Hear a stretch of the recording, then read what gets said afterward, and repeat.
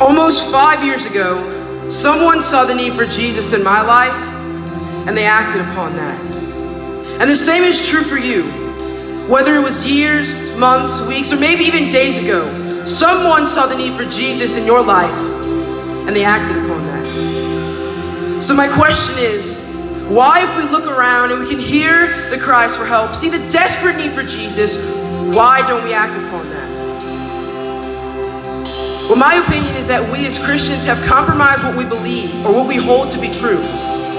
The society around us has become and is continuously becoming more and more accepting of lifestyles completely different from ours.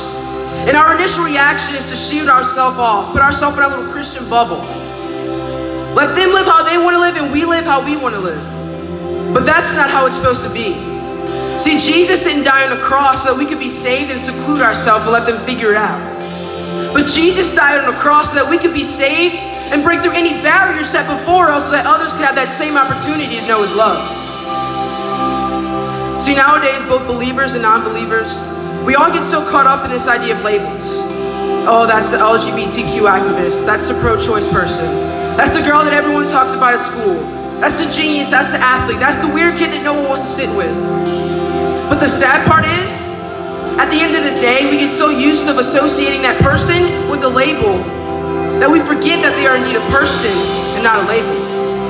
And see, that's become extremely dangerous because now we have lost the opportunity to see the need for Jesus in that person's life. But that's not always the case.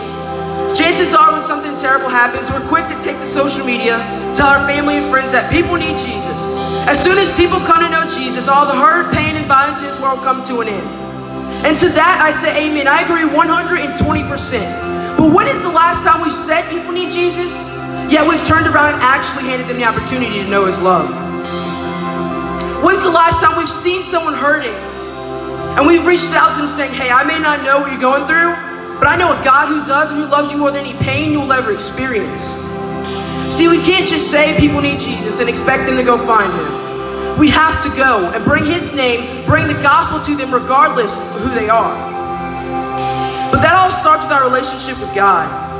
See, if we aren't longing for God's love, if we aren't seeking to know more and more about Him, then we won't be motivated to want that for others. See, chances are tonight you're going to leave here ready to set the word on fire for Christ, what we call a spiritual high. But chances are just as likely that tomorrow when you get home, you're going to fall back into your old routines and that high will have been short-lived.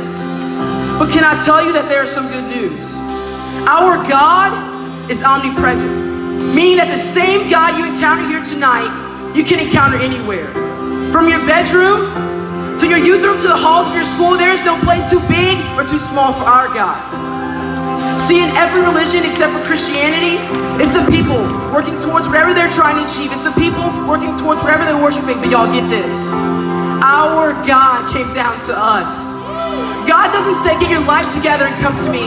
God says, come to me as you are, and together we will figure this out. See, we are under the sovereign hand of God. We have the King of Kings, the author of life and salvation Himself on our side. There's no force, there's no power, there's no evil, there's no person, there's no thing, not one thing that can stop us. So what are we waiting for? Let's take this passion in our hearts, this fire in our eyes, and tell everyone the gospel. To the kid that no one wants to sit with, to the weird kid, to the girl that everyone talks about, everyone, no matter who they are, deserves an opportunity to know God's love. So let us go. Church, tonight, we stop being those Christians that say one thing, but do nothing. Tonight, God's people are being awakened, and tomorrow, the world won't know what hit them.